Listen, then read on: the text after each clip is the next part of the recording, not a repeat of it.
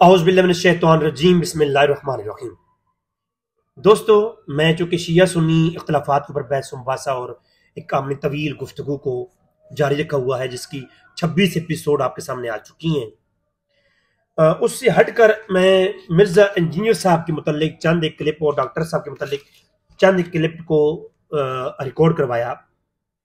اس پر کچھ question receive ہو رہے تھے، جس مسئلے میں سوالات جوابات زیادہ آ جائیں تو میں کوشش کرتا ہوں کہ اس کا مطلب ہے وہ مسئلہ عوام میں زیادہ ہے تو اس کو ڈسکس کر دیتا ہوں۔ آج کل کئی علماء نے میرے صاحب کی رد میں یہ کلپ بھی بنائے ہیں کہ باب تشیع کوئی نہیں۔ اس بات پہ میرے صاحب کو جواب دیتے ہوئے کافی طویل بحث اور علمی گفتگو کی ہے مرزا انجینئر کے رد میں۔ میں جب اس موضوع کو دیکھ رہا تھا اور میں نے وہ کلپ نہیں دیکھا بلکہ میرے صاحب کا وہ پورے میں وہ باب تشیع کوئی نہیں پورا وہ ویڈیو جو ہے نا تقریباً 25 منٹ سے اوپر کی ہے جو میرے یوٹیوب پہ دیکھی، اس کو جب غور کیا کہ میرے صاحب کا لاجک کیا ہے اس بات کے پیچھے۔ دیکھیں، بعض چیزوں کے پیچھے لاجک ہوتے ہیں، تو جب سیاق اور سباق نہ دیکھا جائے تو میں بھی میرے صاحب کی کسی بات کو غلط کوڈ کر دے کوئی بندہ تو یہ غلط بات ہے۔ تو پہلے میں نے اس کی ویڈیو کو غور سے دیکھا کہ میرے صاحب کا لاجک کیا ہے۔ تو وہ لاجک یہ ہے کہ بیسیکلی کہ معین الدین چشتی اجمیری وغیرہ اور دیگر جو کہ بزرگان تصوف ہیں اور اولیاء اللہ ہیں جو مسلمہ اہل سنت کے ہاں ولی کامل تسلیم کی جاتے ہیں، مسلمہ شخصیات اور مقدسات ہیں اہل سنت کی۔ اہل سنت میں وہ وہابی طبقہ ہو، دیوبندی وہابی ہوں، بریلوی ہوں، منہاج القرآن کے حوالے سے یہ جتنے بھی طبقات اہل سنت میں جتنے فرقے بن چکے ہیں سب کے سب آپ اٹھا لیں، حتیٰ کہ شیعہ کے بعض علماء نے بھی ان شخصیات جیسے کہ باجزید بستامی اور حضرت بابا فرید الدین شکرگنج رحمۃ اللہ علیہ اور حضرت علی حجویری رحمۃ اللہ علیہ اور دیگر جو مسلمہ شخصیات ہیں، معین الدین چشتی اجمیری، ان کے متعلق کئی ایک چیزیں جو کہ میرے صاحب وقتاً فوقتاً پیش کر کے آتے ہیں، دیکھو جی فلانے آج کے علماء اور آج کے مولوی اور یہ فرقے باطل ہیں، دلیل کیا ہے؟ وہ بزرگوں نے یہ لکھا ہے اور باب تشیع کوئی نہیں۔ اب ایک انہوں نے معیار بنایا، ایک عبارت نکالی اور اس عبارت کے حکم پر اس بندے کے بارے میں ایک نظریہ قائم کیا اور اس بندے کو ماننے والوں کو یہ تانا دیا کہ یہ بابا ایسا تھا، باب تشیع کوئی نہیں، اور دلیل میں قرآن کی آیت پڑھ دی۔ جب قرآن یہ کہہ رہا ہے تو یہ بابے نے یہ کیا ہے، تو اب قرآن کی آیت کے نظریے کے مطابق باب تشیع کوئی نہیں۔ قرآن کی فلاں آیت کے متعلق یہ حکم ہے، اب اس قرآن کی آیت جب یہ کہہ رہی ہے تو باب تشیع کوئی نہیں۔ اچھا، اب حدیث صحیح بخاری یہ کہہ رہی ہے، مسلم یہ کہہ رہی ہے، اور حدیث کی کتب میں اللہ کے رسول کا فرمان جب یہ آ گیا، باب تشیع کوئی نہیں۔ اب یہ بظاہراً یہ بات کتنی اتھینٹک لگتی ہے، لیکن اس لاجک کو آپ اٹھا لیں تو پھر کوئی بھی نہیں بچتا۔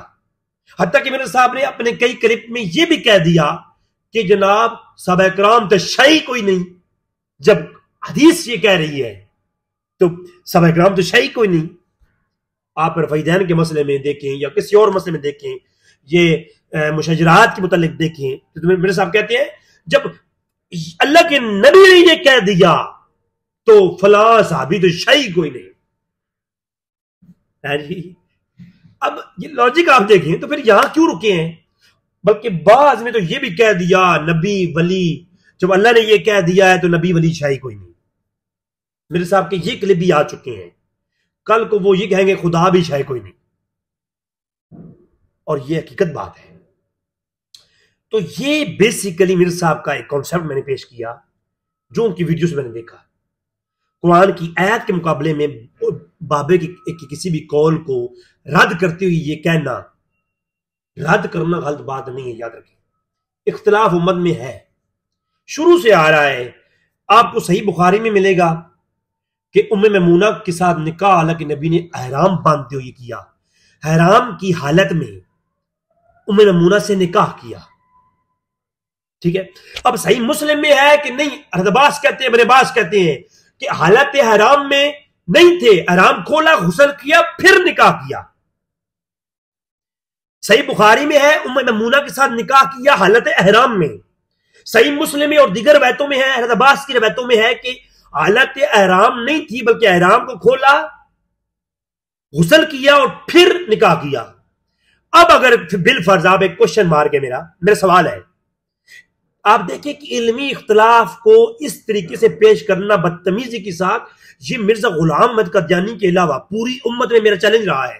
میں چیلنج کرتا ہوں، میرا چیلنج ہے جناب، کوئی بھی مائی کا لال سامنے آ جائے بیٹھ جائے، پوری امت محمدی میں پہلا شخص مرزا غلام قادیانی تھا جس نے علماء کو گالیاں دیں اور بدتمیزی کا ماحول برپا کیا. اس امت میں پہلا شخص وہ تھا کہ برے ذخیر و پاک کو ہند کے اندر بدتمیزی کا ماحول برپا کرنا اور علماء کو کنجریہ کہنا اور خنزیر کہہ کے، اور جناب پیر میر علی شاہ صاحب کے بارے میں انتہائی برے لفظ جو پچھلے ایپیسوڈ میں نے پیش کیے ہیں، تو وہ پیش کر کے کہنا کہ یہ علماء شاہی کوئی نہیں. اتنی بدتمیزی کس نے کی ہے؟ مرزا قادیانی نے. اس کے بعد مرزا انجینئر صاحب نے کی ہے. اختلاف کو اختلاف رکھنا یہ اور بات ہے. اب یہ دو روایتیں میں نے صحیح بخاری مسلم کی صحیح روایتیں پیش کی ہیں. اب مرزا انجینئر پڑھے صحیح بخاری.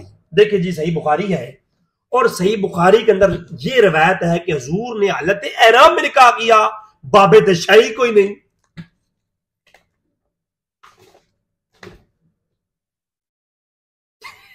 اب میرا یہ سوال کا جواب مجھے دیں، آپ کیا کہیں گے اس پہ؟ آپ کیا مسئلہ حل کریں گے؟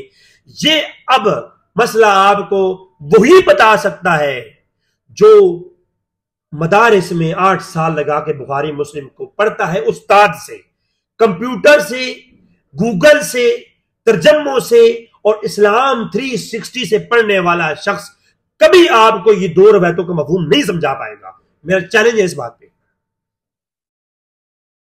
وہ یا تو یہ کرے گا ان میں سے ایک کو ضعیف قرار دے گا، جبکہ دونوں روایتیں اپنے اصول کے اعتبار سے صحیح ہیں. اب علماء احناف نے اگر یہ فتویٰ دیا کہ حالت احرام میں جائز نہیں، اور وہ دلائل پیش کرتے ہیں مسلم کی روایت، اس کے بدلے میں ایک جاہل انسان یہ کہے بخاری میں ہے کہ جائز ہے، تو آپ کیا کہیں گے؟ مجھے اس بات کا جواب دیں، آپ لوجک بتائیں مجھے. آپ یہ کہیں گے یا اس کے درمیانی کو رستہ نکالیں گے، علمی گفتگو کریں گے، یا یہ کہیں گے باب شاہی کوئی نہیں، جب صحیح بخاری یہ کہہ رہی ہے؟ اب صحیح بخاری میں بیٹھ کے پیشاب کرنے کی روایت نہیں ہے، صحیح مسلم اور دیگر کتابوں میں ہے. بلکہ یہاں تک کہ لفظ ہے کہ اگر عائشہ کہتی ہیں اگر کسی نے یہ کہا کہ اللہ کے نبی نے کھڑے ہو کے پیشاب کیا، اس نے اللہ کے نبی پر بہتان باندھا ہے. تو اگر یہ روایت میں پڑھوں، میں کہوں کہ بیٹھ کے پیشاب کرنا چاہیے، کھڑے ہو کے پیشاب کرنا جائز نہیں، اور مرزا انجینئر جیسا بندہ یہ کہے کہ دیکھیں جی کھڑے ہو کے پیشاب کرنا تو سنت رسول ہے، باب شاہی کوئی نہیں. دیکھیں یہ حدیث موجود ہے بخاری میں کہ حضور نے کھڑے ہو کے پیشاب کیا. آپ مجھے بتائیں لاجک کیا دیں گے؟ آپ کوئی لاجک ہونا چاہیے نا. دیکھیں لاجک وہی چل رہا ہے، صرف یہ ہے کہ اب مرزا کی اس لاجک کا رخ کیا ہوا ہے باقی فرقوں کی طرف، اپنی طرف نہیں. اب میں کر رہا ہوں مرزا کی طرف. جواب دیں، مرزا تو شاہی کوئی نہیں ہے جی. آپ کیا کہیں گے؟ ایسے تو ہزاروں اعتراضات ہیں. اب علماء اس کے ان روایات کو پڑھنے کے بعد ایک فیصلہ کرتے ہیں، اجتہاد کرتے ہیں کہ ان میں سے کس روایت پہ عمل کیا جائے گا. 1400 سال سے امت جو ہے بیٹھ کے پیشاب کرتی آئی ہے، بخاری کی روایت پہ عمل نہیں کیا جو حضور نے کھڑے ہو کے کیا. وجہ کیا ہے؟ اب علماء اس پہ فیصلہ کریں گے کہ بخاری کی جو روایت ہے کھڑے ہو کے پیشاب اللہ کے نبی نے کیا، اس پہ عمل نہیں ہوگا. عمل کیوں نہیں ہوگا؟ اب یہ علماء اور محدثین کے روایات کٹھی کی ہیں، ان کو لینے کا اصول الگ ہے. میری بات سمجھ آ رہی ہے؟ آپ پاس گاڑی کھولنے کے سارے سامان موجود ہوں، لیکن آپ گاڑی کھول نہیں سکتے جب تک کہ آپ استاد آپ کو سکھائے گا نہیں، ورنہ آپ پہلے کوئی اور نٹ کھول دیں گے، کیونکہ انجینئر کو جنہیں کی ٹیکنیکل چیز نہیں ہوگی. آپ پاس جہاز کھڑا ہوا ہے، جہاز، آپ کو جہاز کی سیٹ پر بٹھایا جائے، کیپٹن کی سیٹ پر کہ آپ اڑاؤ اس کو، آپ اڑاؤ گے؟ پہلے آپ نے اس کی ٹریننگ لینی ہے. ٹھیک ہے؟ تو حدیث سے لکھنے والوں نے کتابیں بھر دیں، ان کا کوئی قصور نہیں ہے، انہوں نے کتابوں میں ہر طرح کی روایات لکھ دی ہیں. اب उन रवायात को लेने का एक असूल है, एक टेक्निक है, उसके लिए टीचर्स हैं। वो टीचर बताएंगे भाई किस तरीके से आपने रवायत लेनी है, उस असूल के ऊपर सारी रवायतें लेनी है। इसीलिए उलूम हदीस और उसूल हदीस पर इतनी मोटी मोटी किताबें हैं। इज्तिहाद के असूल और उसके ऊपर इतनी मोटी मोटी किताबें हैं। क्यों? कि आपने रवायात को कैसे लेना है। अगर फकत यही बात होती तो कुरान कब ही था। कुरान तिलावत कर दिया गया सहाबा किराम के सामने, फिर भी सहाबा किराम ने कुरान की तिलावत हो जाने के बाद भी उसका मफहूम, अल्लाह के नबी ने फरमाया तफसीर समझ नहीं हो अब्दुल्ला बिन अब्बास के पास जाओ या अब्दुल्ला बिन उमर के पास जाओ और बाज़ रिवायात में हज़रत अली के पास जाओ। तो जनाब फिकी मसाइल को समझने के लिए मौला अली के पास जाओ। क्यों? हज़रत अब्बास के पास जाओ। क्यों? यार रसूल अल्लाह सारे अरबी हैं और आपने पढ़ा है, सब अरबियों ने समझा है, सुना है, अपनी जुबान में है, सबने समझ लिया कुरान। जब सहाबा को तफसीर की जरूरत है तो फिर उम्मत में इतनी मोटी मोटी तफसीरें इसीलिए लिखी गई है कि कुरान को तफसीर की जरूरत है, कुरान को भी समझने के लिए असूल है। इसी तरह से हदीस को लेने का भी असूल है। तो फिर मिर्ज़ा शाही कोई नहीं है जी। तो लिहाजा ये जो गुफ्तगू है मेरे साहब की हदीस के मुतल्लिक इंतहाई अजीब सी है। कुरान के मुतल्लिक भी कल को कोई उठ करेगा, उन्हें जी बाबू ने गुस्ताखियां की है, बाबे शाही कोई नहीं। तो भाई पहली बात यह है कि गुस्ताखी अगर कोई ऐसा शख्स करता है तो उसके बारे में उसके असूल है, पहले देखा जाता है कि गुस्ताखी किधर से आई है, बात क्या है, उसका सियाक और सबाक देख जाने के बाद फिर गुस्ताखी का फतवा सेट होता है। अंधेबा किसी को भी आप कहते हो ना कि वो बरेलवियों ने देवबंदियों की इबारात को काफिर कुफर इबारात कहा है। पहली बात है उन इबारात पे किसी एक शख्स ने फतवा कुफर दिया ही नहीं है और ना ही किसी ने उठ के फतवा दे दिया। वो इबारात इकट्ठी की गई, पहले उलमाए देवबंद के साथ ही उनकी डिस्कशन हुई, अल्लामा लौरी के साथ वगैरह, जो अहमद रज़ा खान फाज़िल बरेलवी थे वो उलमाए देवबंद के मुख्तलिफ उलमा के पास गए और कहा जी ये इबारात है। और अहमद रज़ा खान से पहले उलमाए देवबंद के अपने ही उलमा इस्माइल दिलवी की इबारात और उनके ऊपर जो है फतवे दे चुके थे, उन इबारात को एक गलत इबारतें करार दे चुके थे। उसके बाद फिर इमाम अहमद रज़ा खान ने आखिर में जब ये सारी बात वाज़ेह हो गई और इन हकायत को फैलाया जाने लगा तो फिर उन किताबों की तशरीह होने लगी और उन चीजों के ऊपर कोई रजू रिकॉर्ड नहीं किया गया, उनकी कुछ एक्शन तवील नहीं की गई, क्योंकि तवील होती है। जितने भी आज उलमाए देवबंद तवील करते हैं, कोई एक भी तवील उन इबारात से कुफ्र या फाम दूर नहीं करती, और अगर हो जाए तो बात खत्म हो जाती है, हुक्म कुफ्र लौट आएगा। अब वो फतवा भी उलमाए अरब के पास ले जाया गया कि ये चीजें आप क्या कहते हैं, तो उस पर फिर गुफ्तगू हुई और उनके ऊपर फतवा दिया गया, और एक उलमा नहीं दर्जनों उलमा ने दिया। जबकि जिन बुजुर्गों के बारों में जिन इबारात के ऊपर मिर्जा कहता है कि ये गुस्ताखाना इबारतें हैं, उनकी तसरीह और तावील उलमा ने अपनी किताबों में लिखी, और फिर जिनकी तरफ मंसूब है उनसे साबित नहीं, और आज उनको कोई उनका दिफा नहीं करता, उन चीजों का कोई दिफा नहीं करता। जो बंदी उन इबारात का दिफा करते हैं जिनके ऊपर फतवा कुफर का लगाव होता है।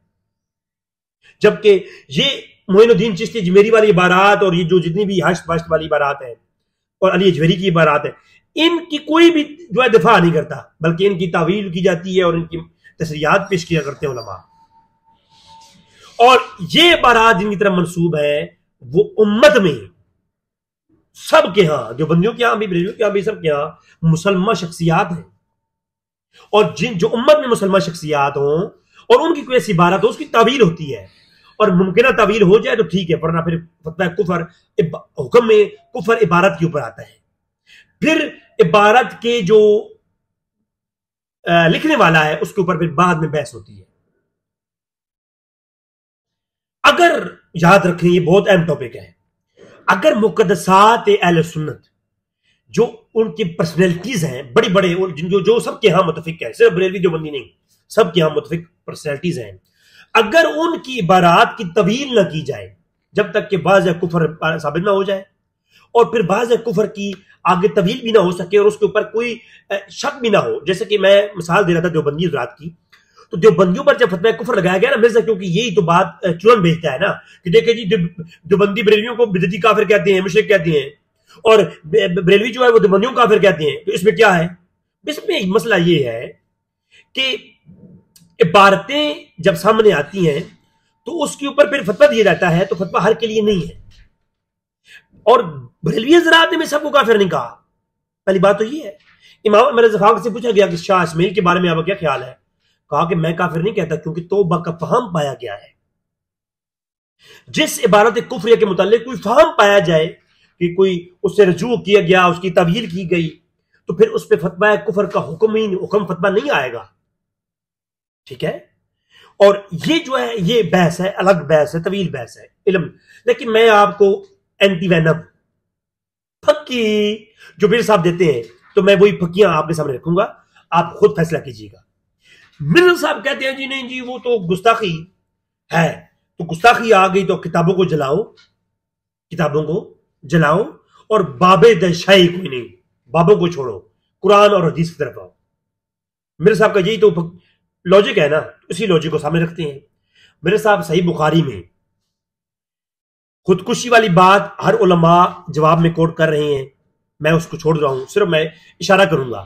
آپ نے کہا کہ نبی نے خودکشی کرنے کی کوشش کی، یہ گستاخی ہے، بخاری میں ہے، بخاری میں ہے، تو آپ کے نزدیک تو یہ کفری عبارت ہے، تو اب گستاخی والی کتاب کو جلانا بقول آپ کے جلانا، اس کی پرنٹنگ بند کرنی چاہیے، صحیح بخاری کو شائع نہیں کرنا چاہیے، اور امام بخاری کے متعلق یہ قول کرنا چاہیے بخاری تشیع کوئی نہیں،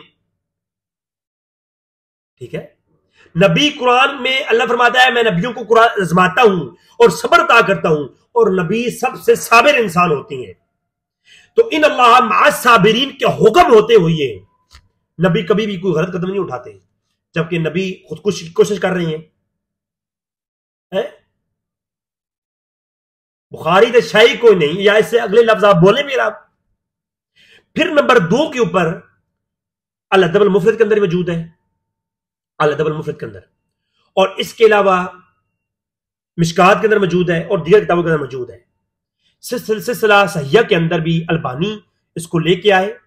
مرزا کے بابا جی، بابے تشیع کوئی نہیں، لیکن مرزا صاحب کے بابا آئنسٹائن، معین الدین چشتی اجمیری شاہی کوئی نہیں، وہ اپنا پیشاب بھی نہیں روک سکتے، ہاں لیکن یہ جو ہے آئنسٹائن ہے جناب،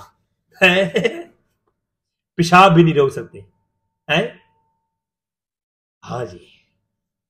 اب میں اس کا پیشاب کا جواب دوں گا آج، پیشاب روک سکتے نہیں روک سکتے، ہے جی۔ اور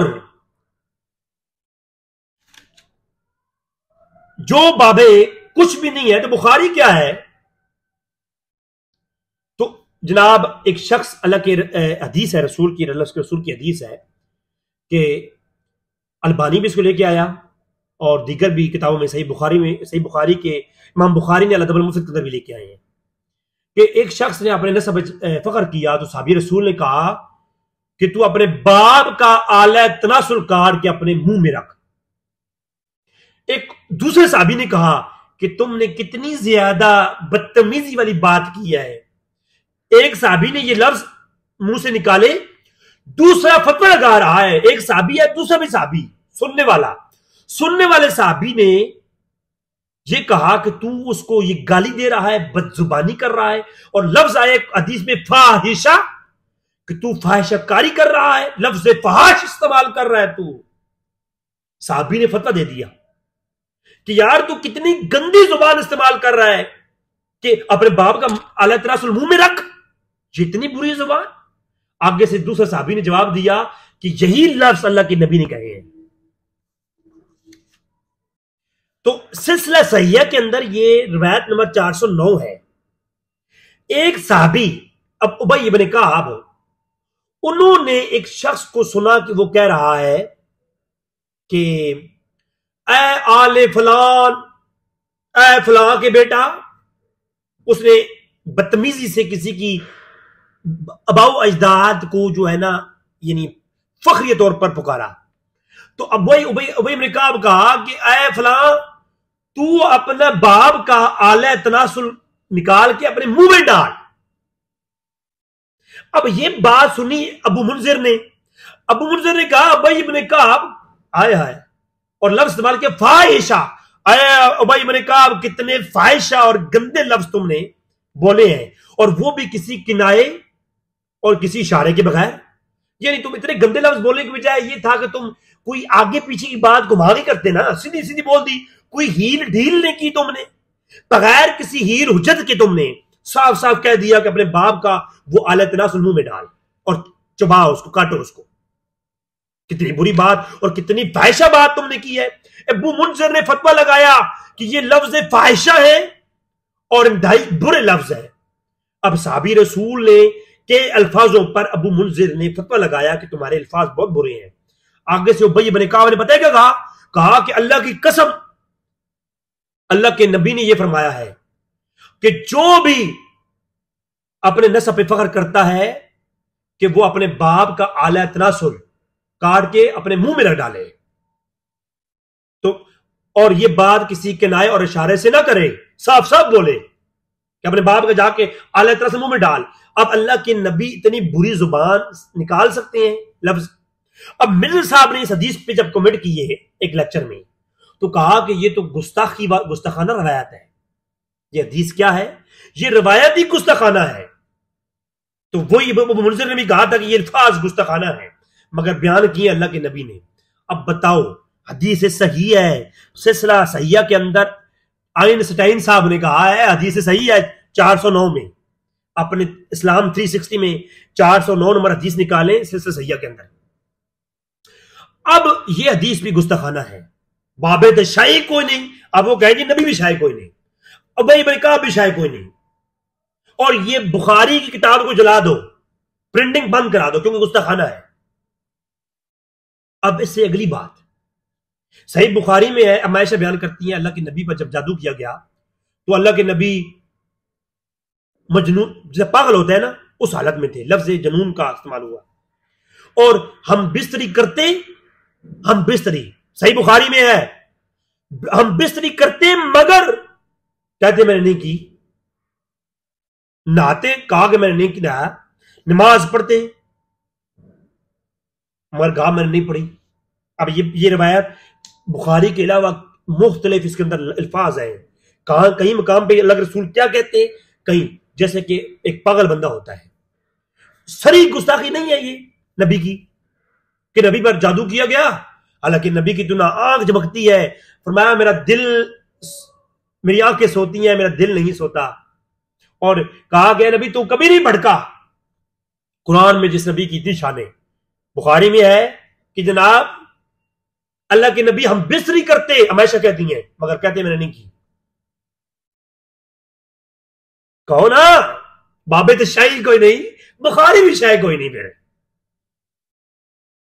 है जी, ये कितना, ये जो लॉजिक है सिर्फ मोइनुद्दीन चिश्ती अजमेरी के लिए और बरेलवी और जो बंदियों के मुकद्दसात जो उलमा है उनके लिए है।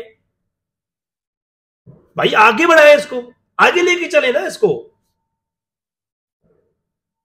और फिर बुखारी मुस्लिम तो छोड़े ना, कुरान की तरफ आए। कुरान में पता क्या है? अब अगर ये लॉजिक देखिए, लॉजिक सेम होता है। लॉजिक ये नहीं है कि मोइनुद्दीन चिश्ती अजमेरी के लिए तो एक लॉजिक बनाया, बाबे शाही कोई नहीं, ठीक है। अब वही लॉजिक जो गलतियां, जो नकाइस हम किताबों से निकाल के, क्योंकि वो फरिश्ते तो थे कोई नहीं, उलमा थे ना, उन किताबों से नकाइस निकाल करके हमने जो है मोइनुद्दीन चिश्ती अजमेरी और सुफिया पर तो लगा दिए फतवे।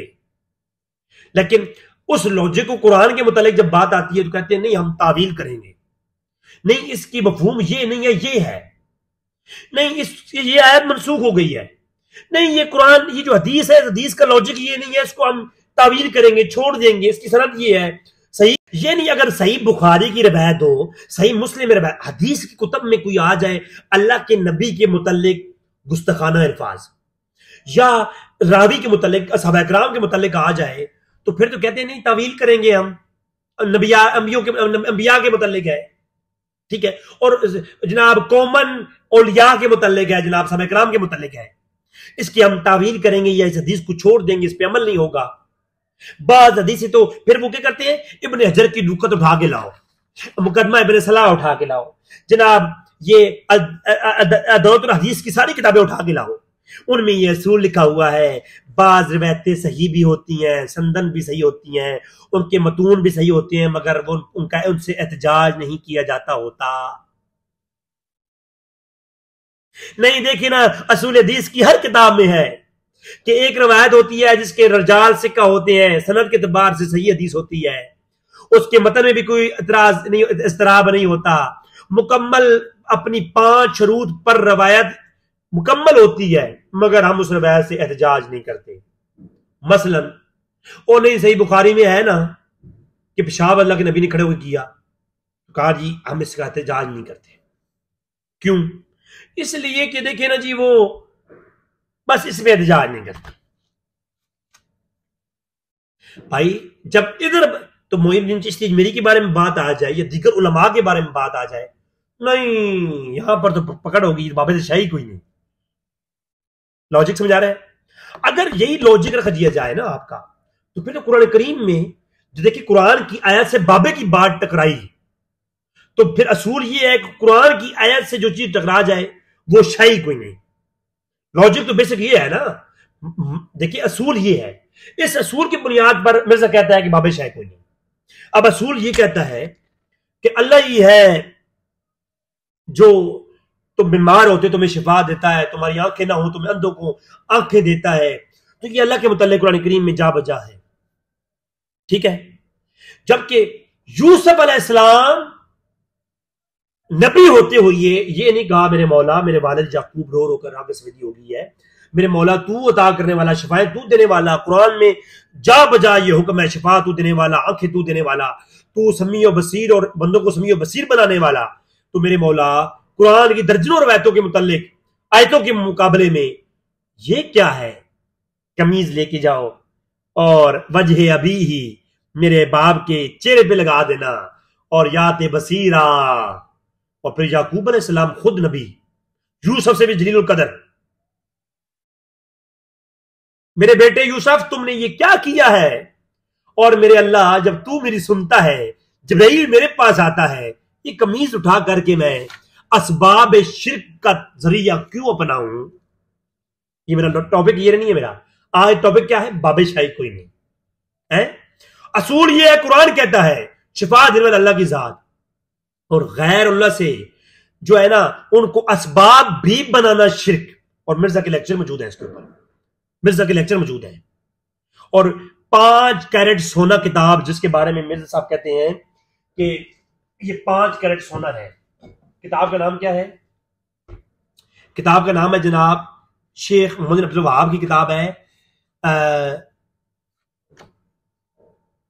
کتاب التوحید۔ کتاب التوحید کے اندر یہ بات کی ہوئی ہے کہ جناب اسباب جو ہے وہ بھی شرک ہے۔ کیا ہے؟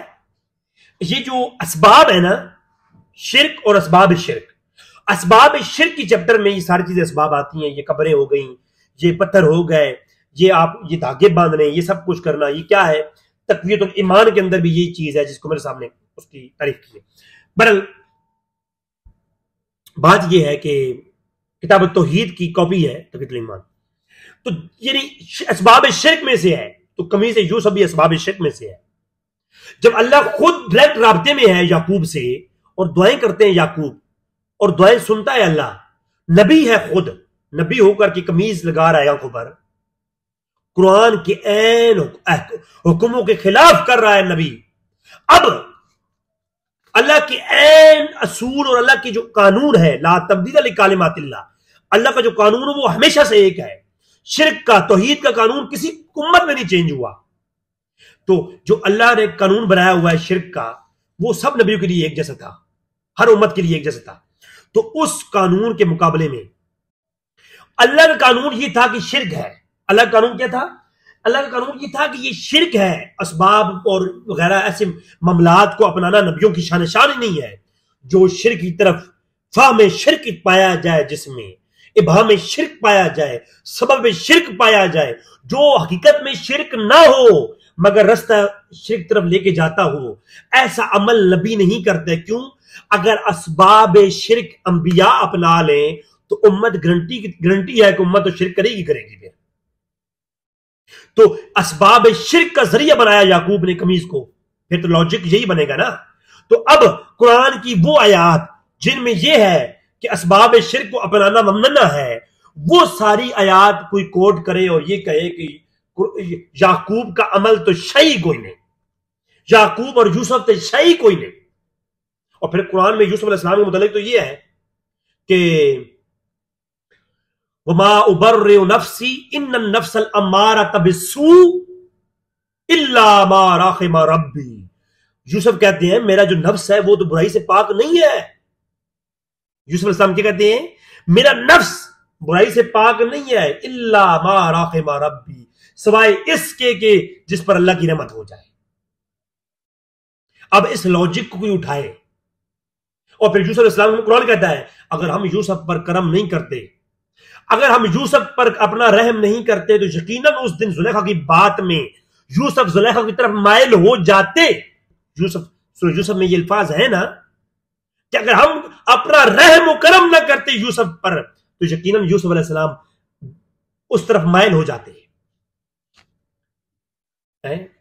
اب کوئی یہ ان لاجکس کو اٹھائے اور قرآن کی دیگر آیات کے بالکل اپوزٹ ہیں، ان کی بنیاد پہ یہ کہے کہ یہ بابے اور یہ نبی تو شیء کوئی نہیں۔ قرآن یہ کہہ رہا ہے، جب خدا یہ کہہ رہا ہے تو انبیاء تو شیء کوئی نہیں، پھر تو یہ لاجک کہیں بھی آپ دیکھیں نا، یہ پیمانہ ہے، اس پیمانے کو آپ کہیں بھی سیٹ کر سکتے ہیں، اس پیمانے سے کوئی فرق نہیں پڑتا۔ یہ پیمانہ آپ معین الدین چشتی میری کے لیے کر رہے ہیں، صحابہ کرام کے لیے کر رہے ہیں، رسول اللہ صلی اللہ علیہ وسلم کے لیے کر رہے ہیں، یا انبیاء دیگر انبیاء کے لیے کر رہے ہیں۔ دیکھیں پیمانہ جو ہے نا، وہ یہ پیمانہ ہوتا ہے، اس سے غرض نہیں کہ آپ ماپ کون سی جگہ رہے ہیں۔ پیمانے کا کام ہے کہ ماپنا، پیمانہ یہ نہیں دیکھتا کہ ماپا کس کو جا رہا ہے۔ دیکھیں نا، جب آپ شرک کا پیمانہ اٹھاتے ہیں تو شرک کے پیمانے میں آپ بریلویوں کو مجوسی قرار دیتے ہیں، دیوبندیوں کو بدعتی قرار دیتے ہیں کیونکہ ان کے بعض علماء اس کی کچھ بعض سینوں سے فیوز لینے کے قائل ہیں۔ مرزا کے پورے لیکچر ہیں دیوبندیوں کے بزرگوں کا سینوں سے فیض لینے کا طریقہ، اسے مرزا نے تنقید کی ہوئی ہے۔ تو دیکھیں پیمانہ جب شرک کا آپ اٹھاتے ہیں تو اس میں کون آیا یہ نہیں دیکھا جائے گا، پیمانے کو لیا جائے گا۔ پتہ نہیں میری بات سمجھ آ رہی کہ نہیں آ رہی؟ اسی طریقے سے جب آپ مرزا نے پیمانہ اٹھایا کہ بابے شیء کو نہیں، اور جس بنیاد پہ اٹھایا تو وہ بنیاد آپ جہاں بھی لگاتے جائیں پھر آپ کی مرضی ہے، آپ کے پاس تو گنجائش ہی نہیں ہے۔ پھر دیکھیں پھر یعقوب علیہ السلام کے متعلق ہے، یوسف علیہ السلام کے متعلق ہے جی کہ انہوں نے ایک گلاس کو اٹھایا اور ایک پورا ڈرامہ کیا، ایک پورا جو ایک سٹرکچر ڈرامہ ہوتا ہے نا وہ کیا۔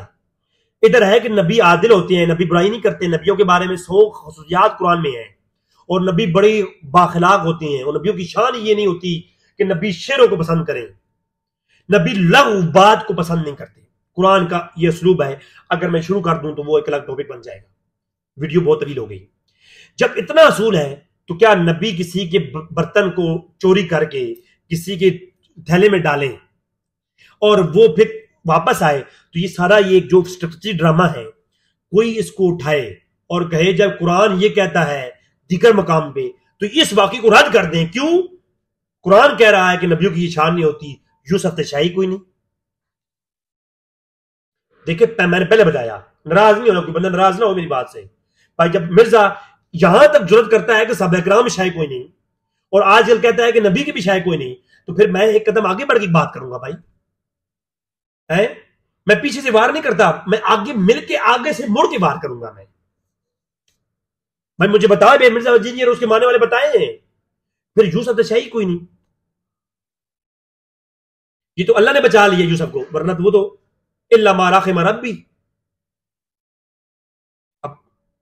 تو لہذا قرآن کریم میں بھی ایسے کئی چیپٹر ہیں جن پہ اختلاف ہو سکتا ہے، کرنے والوں نے کیا بھی ہے۔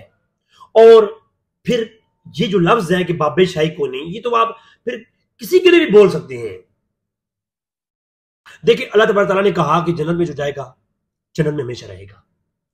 جنت کی صفات اللہ نے گنوائی ہیں، اللہ نے خود گنوائی کہ وہ یہاں پہ شراب طہورا ہے، وہاں بہکاوا نہیں ہے، وہاں ملعون لوگ داخل نہیں ہوں گے، صرف اچھے لوگ داخل ہوں گے اور وہاں پر برکتیں ہی برکتیں ہیں، وہاں کوئی پابندی نہیں ہے، وہاں کوئی برائی نہیں ہے، عیب نہیں ہے، برے درخت نہیں ہے، وہاں رسوائی نہیں ہے، وہاں رسوائی نہیں ہے۔ اور بلکہ جبکہ آدم علیہ السلام کا جب واقعہ آتا ہے قرآن کریم میں، تو اللہ نے جتنی بھی جو ہے یہ صفات جنت گنوائی ہیں، اللہ نے پورا اس کے خلاف اپوزٹ ایک واقعہ بیان کیا قرآن میں۔ اب اللہ فرماتا ہے لا تبدیل لکلمات اللہ، اور قرآن میں تم اختلاف بھی نہیں دیکھو گے، اور اللہ کا کلام جو ہے بدلتا بھی نہیں ہے، اور اللہ اپنے فیصلے آج یہ کرے کل بدل دے۔ کوئی یہ کہے نہیں جی اللہ نے پہلے فیصلہ کیا تھا جنت پاکیزہ ہے، بعد میں یہ واقعہ ہو گیا جنت بنانے کے بعد، کہ جنت بنا دی اللہ نے، جنت بنانے کے بعد آدم علیہ السلام والا واقعہ پیش آیا تو اللہ نے قانون بدل دیا۔ ایسا نہیں تھا، ایسا نہیں ہے۔ اللہ لا تبدیل لکلمات اللہ، اللہ جو بول دے وہ بدلتا نہیں ہے۔ پھر اللہ کی ذات کے متعلق کوئی اتنا عجیب کنسپٹ کیسے رکھ سکتا ہے کہ اللہ قرآن کریم میں ایک مقام پہ کہتا ہے کہ جنت میں عیب نہیں ہے، دوسرے مقام پہ کہتا ہے کہ جنت میں درخت تھا اور کہا کہ آدم میں اس کے پاس نہیں جانا، وہ کوئی عیبدار درخت تھا۔ ادھر اللہ کہتا ہے نہیں جنت میں تو جو ہے پابندی نہیں ہے، ادھر کہا کہ ولا تقربا هذه الشجر، پابندی نہیں، جنت میں رسوائی نہیں ہے۔ ادھر کہا کہ فَأَزَلَّهُ الشَّيْطَانُ، جب شیطان نے بہکایا تو سورۃ اعراف میں ہے، ادھر کہا ولا تقربا، پابندی نہیں ہے، ادھر پابندی دکھائی جا رہی ہے۔ اب قرآن کے مطابق ہی جنت میں پابندی آ گئی۔ قرآن کہتا ہے اللہ نے فرمایا جنت میں پابندی نہیں، پابندی آ گئی۔ وہاں سے سورۃ اعراف میں ہے کہ ذلیل کر کے آدم اور مئی حوا کے کپڑے اتار کر ان کو شرمسار کر کے نکالا گیا جنت سے۔ کیا جنت کے اندر یہ پروٹوکول ہوتے ہیں نبیوں کو؟ نبی اور نبی کی بیوی کو یہ پروٹوکول جنت میں مل رہا ہے رسوا کر کے نکالنا؟ ہائے ہائے ہائے، ویسے بڑے بڑے مولوی بھی اس بات کا جواب نہیں دے پائیں گے اس کا جواب بندے فقیر کے پاس ہے۔ تو اتنا ذلیل و خوار کیا گیا کہ رسوا کپڑے اتار کے آدم علیہ السلام کے وہاں سے نکالا گیا۔ جنت میں اللہ کہتا ہے رسوائی نہیں، تو پھر یہاں پر تو اللہ کہہ رہا ہے رسوائی کیا، رسوا کیا گیا۔ اب کہو آدم شاہی کوئی نہیں، پھر یہ کہو کہ اس واقعی شاہی کوئی نہیں، پھر کچھ اور بھی اس سے اوپر ہی جا سکتے ہو، تمہیں اجازت ہے؟ میں نہیں کرتا غلام، میں ایک سمجھانے کے لیے بات کر رہا ہوں، باب شاہی کوئی نہیں۔ بھائی ادھر دیکھو، شیطان مردود ملعون ہونے کے بعد جنت میں کیا کر رہا تھا؟ اگر شیطان ملعون ہونے کے بعد انبیاء کو بہکانے کے لیے جنت میں جا سکتا ہے تو مرزا انجینئر اگر جنت میں چلا گیا تو اس کا بھائی شیطان وہاں پہنچ جائے گا، پھر تو مرزا غلام قادیانی بھی آ جائے گا، مسلم کذاب بھی جنت میں گھومنے کے لیے آئے گا۔ ہاں بھائی مرزا کیا حال ہے تیرا، ٹھیک ہے، تو کیا کر رہا ہے، تو چل آ ہمارے ساتھ، تو دوست ہمارا تھا، ادھر کیا کر رہا ہے؟ اگر مرزا گیا تو، اگر نہ گیا تو مرزا انجینئر تو پھر معین الدین چشتی میری کے پاس آئے گا گھومنے پھرنے کے لیے۔ ہاں کیا ہو رہا ہے جی، ادھر کیا ہو رہا ہے، تو شاہی کوئی نہیں ہے جی، جنت کا مذاق ہو رہا ہے، یہ مذاق ہو رہا ہے، فلم چل رہی ہے بھائی، قرآن ہے یہ، بخاری مسلم شاہی کوئی نہیں، قرآن ہے یہ، دو جواب لوگوں کو بتاؤ لوجک اپنا، حد ہو گئی ہے، باب شاہی کوئی نہیں۔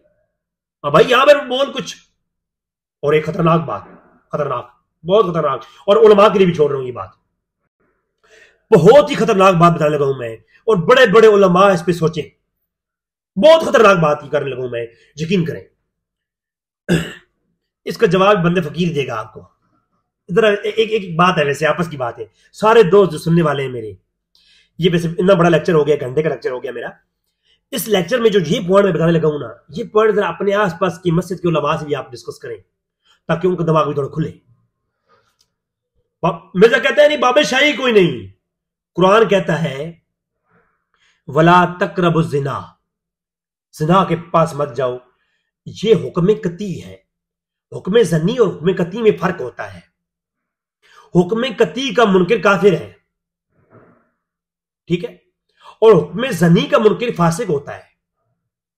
جبکہ حکم زنی کا انکار کرنے والا ممکن ہے جنت میں جائے، حکم قطعی کا انکار کرنے والا جنت کی خوشبو تک نہیں چھو پائے گا، کیونکہ وہ اللہ کا حکم کا منکر ہے۔ یہ دیوبندی بریلوی کی بات نہیں کر رہا، یہ اصول ہے دین کا۔ جو حکم قطعی ہے وہ حکم قطعی ہے، ٹھیک ہے۔ اللہ کے رسول، نبی رسول محمد رسول اللہ کو رسول ماننا ہے، یہ حکم قطعی ہے۔ یؤمنون بالغیب، یہ حکم قطعی ہے۔ وَيُقِیمُونَ الصَّلَاةَ، حکم قطعی ہے۔ اس کا منکر کافر ہے اور جنت کی خوشبو بھی نہیں چھو پائے گا۔ تو وَلَا تَقْرَبَ هَٰذِهِ الشَّجَرَ، اے آدم جنت میں رہو مگر اس درخت کے پاس نہ جانا، یہ حکم قطعی ہے۔ بڑی معذرت، یہ میں بات زبان میں کبھی نہ لاتا، میں قرآن کے مطالعے کو مجھے 15 سال ہو گئے ہیں، 15 سال سے قرآن مطالعہ ہے، اس پوائنٹ کو مجھے جانے ہوئے 10 سال ہونے والے ہیں، میں نے کبھی یہ شیئر نہیں کرتا، لیکن آج چونکہ مرزا انجینئر بابے شاہی کوئی نہیں، اس کا جواب میں یہ بات کر رہا ہوں۔ قرآن میں تسجدوا لآدم، آدم کو سجدہ کرو، شیطان کو کہا گیا، یہ حکم قطعی نہیں ہے، یہ حکم ظنی ہے۔ آدم کو کہا گیا کہ وَلَا تَقْرَبَ هَٰذِهِ الشَّجَرَ، یہ حکم قطعی ہے۔ شیطان کو حکم ظنی ہوا، شیطان اس کا منکر ہوا اور ملعون اور ہو گیا اور مردود ہو گیا، جنت سے نکالا گیا اور دوبارہ اس منصب پر فیض کبھی نہیں ہوگا۔ جبکہ آدم کو حکم قطعی تھا وَلَا تَقْرَبَ هَٰذِهِ الشَّجَرَ، اور حکم قطعی کے ساتھ ساتھ حکم قطعی ہونا ہی بہت بڑی بات ہے کسی کو، لیکن اس حکم قطعی پر پھر وعید بھی تھی فَتَكُونَ مِنَ الظَّالِمِينَ، حکم قطعی پر وعید ہے۔ علماء سے پوچھو، جب حکم قطعی ہو اور اس پر پھر وعید عقید بھی آ جائے تو پھر کیا حکم ہوتا ہے اس مسئلے کا؟ میں کلام نہیں کروں گا، مجھے لوگ کمرے میں کہیں بند بھی آگے مار دیں گے اگر جو سمجھنے والے ہیں۔ صرف میں یہ بات اتنا بتانا چاہتا ہوں کہ اس شیطان کو حکم ظنی تھا، منکر ہو کر ملعون اور کافر ہو گیا، آدم کو حکم قطعی تھا۔ جب آدم کو حکم قطعی ہوا، منکر ہوا اور وعید بھی تھی فَتَكُونَ مِنَ الظَّالِمِينَ، آدم اگر تو اس کا ارتکاب کرے گا پھر تو ظالموں میں سے ہو جائے گا، وعید بھی تھی۔ آدم علیہ السلام نے یہ معاملہ ہو گیا، شیطان نے بہکایا، معاملات ہو گئے، سارے جنت سے رسوا کر کے نکالے گئے، سب کچھ ہو گیا، پھر بھی نبی، پھر بھی رسول، پھر بھی جنت میں جائیں گے، پھر بھی نبی اعلی مقام پہ، اور تمام انبیاء کے باپ، تمام جو ہے امت کے باپ اور تمام انسانیت کے باپ، اور اپنا شرف مقبولیت بھی حاصل اور مقام پر بھی فیض، اور آج بھی جنت میں ہے۔ اب کوئی یہ کہے کہ جناب قرآن میں ہے جب شیطان نے حکم ظنی کا انکار کیا تو باب دشائی کوئی نہیں، جب شیطان نے ایسا کیا، حکم ظنی کا انکار کیا تو اللہ نے اسے مردود قرار دے دیا، تو آدم نے حکم قطعی کا منکر ہوئے، تو اب لفظ استعمال کرو آدم تے شاہی کوئی نہیں، بھائی استعمال کرو نا، میں کہہ رہا ہوں بھائی پیمانہ مرزا کا ہے، استعمال جہاں دل چاہے استعمال کرو، دل چاہے استعمال کرو۔ ہے جی، میرا باپ وہ کھیتوں میں کام کرتا تھا اور میں مرزا انجینئر ہوں، انجینئر بن گیا ہوں، میرا باپ تو شاہی کوئی نہیں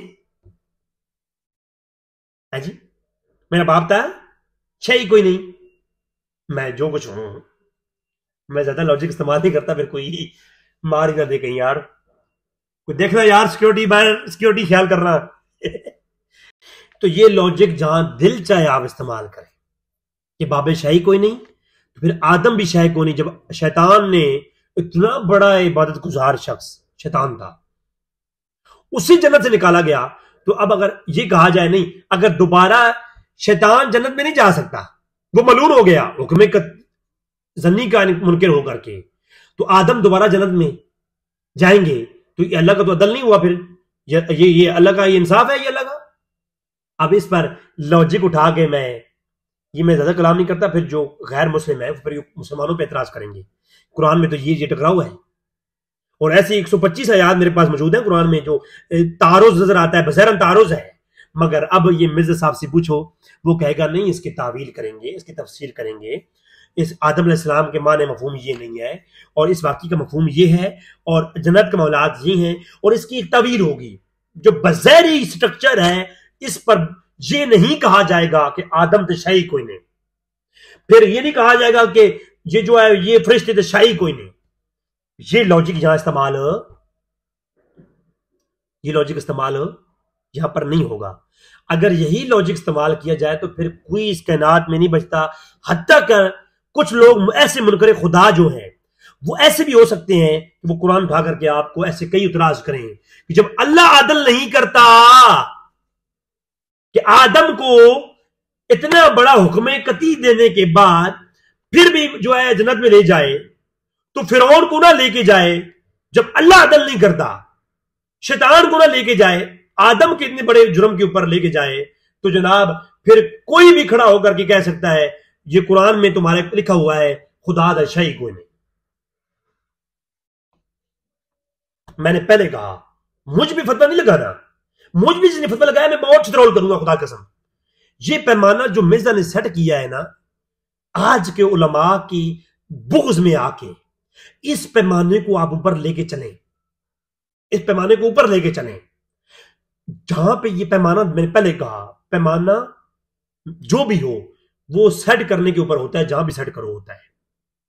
یہ نہیں یہ پیمانہ ہے اب یہاں پر تو اور پیمانہ ہوگا وہاں اور ہوگا، نہیں. جب مرزا پیمانہ اٹھا کر کے داتا علی اجمیری، معین الدین چشتی اجمیری، حضرت بختیار کاکی رحمہ اللہ ان کے اوپر جب سیٹ کرے گا تو وہ پیمانہ پھر میں کہوں گا کہ یہ پیمانہ یہاں پر سیٹ نہ کرو، پھر اوپر لے کے چلو. ابھی صحابہ کرام کو میں نے نہیں چھیڑا، میں نے بخاری مسلم کی روایات درجنوں چھوڑ دی یار. اگر اس پہ آ جاؤں تو پھر کرو باب شاہی کوئی نہیں. پھر نبی کریم صلی اللہ علیہ وسلم کے اختلافات، ان کی بارے میں روایات جو موجود ہیں بخاری مسلم اور کتابیں بھری پڑی ہیں، ان کو لے کر کہو جی یہ نبی تو شاہی کوئی نہیں. جب قرآن یہ کہہ رہا ہے اور اللہ کے نبی یہ کہہ رہے ہیں، قرآن یہ کہہ رہا ہے بخاری میں نبی یہ کہہ رہے ہیں، قرآن یہ کہہ رہا ہے این اپوزٹ حدیث یہ کہہ رہی ہے، اللہ کے نبی یہ کہہ رہے ہیں، تو کہو نا جب قرآن یہ کہہ رہا ہے تو نبی شاہی کوئی نہیں. او بھائی یہ پیمانہ ہی غلط ہے، یہ اصول ہی غلط ہے کہ باب شاہی کوئی نہیں. یہ پیمانہ آپ جہاں پہ لے کے چلیں یہ صادق ہی نہیں آتا. اس لیے امام شافعی رحمہ اللہ تبارک تعالیٰ آپ کے پہ کروڑوں رحمتیں کرے، آپ کی قبر کو نور والا نور کر دے اور آپ کو مزید اپنی قبر کو مزید کشادہ کرے. امام شافعی رحمہ اللہ نے اسی لیے الرسالہ جو ہے لکھ کر بھیجا اس جو ہے بادشاہ کو کہ اے بادشاہ اور وقت کے قاضی کو کہ اے قاضی تو میں جو اصول لکھ کے بھیج رہا ہوں یہ اصول ہیں کہ جب قرآن کی آیت سے حدیث ٹکرا جائے تو کیا اصول لاگو ہوگا، جب قرآن کی آیت سے قرآن کی آیت ٹکرا جائے تو کس قانون کے تحت ہم گفتگو کریں گے، اور جب قرآن سے حدیث رسول وہ حدیث رسول جو کہ صحیح ہے وہ ٹکرا جائے تو پھر کیا کریں گے. یہ امام شافعی کا امت پر احسان ہے اور دیگر علماء کا احسان ہے، انہوں نے کتابیں لکھی ہیں. اور یہ اصول پڑھنے کے لیے قرآن و حدیث کو پڑھنے سے پہلے آپ کو یہ اصول پڑھنے پڑیں گے، جس طرح جہاز کو اڑانے سے پہلے آپ کو جہاز اڑانے کی ٹریننگ لینی پڑے گی. اسی طریقے سے آپ پہلے علوم و فنون پڑھیں گے، پھر آپ قرآن و حدیث کو سمجھیں گے، اور پھر آپ یہ پڑھنے کے لیے آپ کو مدارس میں جانا پڑے گا. اور مدارس سے مرزا کو الرجی ہے، اور وہ الرجی مرزا صاحب پھیلا رہے ہیں کہ مدارس میں تو کچھ بھی نہیں ہوتا، یہ بچوں کو آپ ذلیل کر رہے ہو، پریشانی میں ڈال رہے ہو، لہٰذا ایسا کچھ نہ کرو. تو مدارس سے نفرت پھیلا رہے ہو، مرزا پھیلا رہا ہے. جبکہ آپ مدارس میں جائیں گے تو اصول حدیث اور اصول قرآن پڑھیں گے، اس کے بعد آپ کو قرآن میں ٹکراؤ نظر نہیں آئے گا، اس کے بعد آپ کو حدیث میں ٹکراؤ نظر نہیں آئے گا. وما علینا